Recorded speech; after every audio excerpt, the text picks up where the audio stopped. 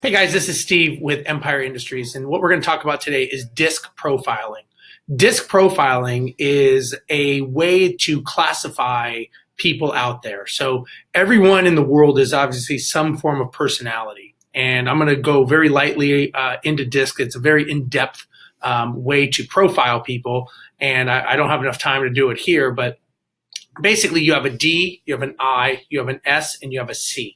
Everyone is some portion or variation of those types of personalities. So when you have a D, you have someone who's very dominant, someone who's matter of fact, to the point, kind of in your face kind of person.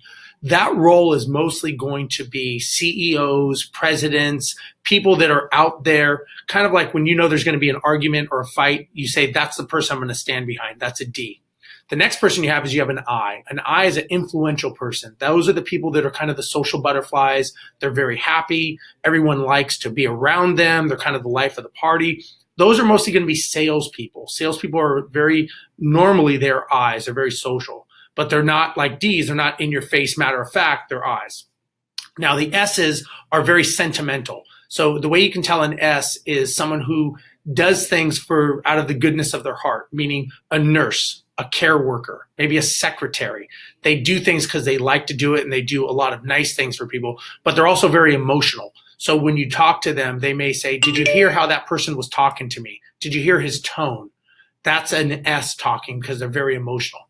Lastly, you have a C. A C is someone who's very compliant. They are constricted. They are matter of fact. Those are like attorneys, engineers, architects. Everything is data driven. There is no emotions involved. Those are C's. So just so you know, statistically in the property management industry, the C is going to be investors. The majority of investors are C's because logically it makes sense to buy a property and have it for the lifetime of the property and all the numbers. Now, what you want to know is when you're hiring an employee, you want to make sure that you hire the right disc profile for the right job, meaning a C normally is going to be accounting, is going to be dealing with numbers, is all data driven. A property manager is going to be a C, and you're going to be a variation of something. So a salesperson is going to be an I, but a good salesperson is an I with a little bit of D. The D, it means that they're very social, but they will go in and get the close. So you want to make sure that you understand that you hire the right roles and the right positions, and you do a disc profile before you hire anyone.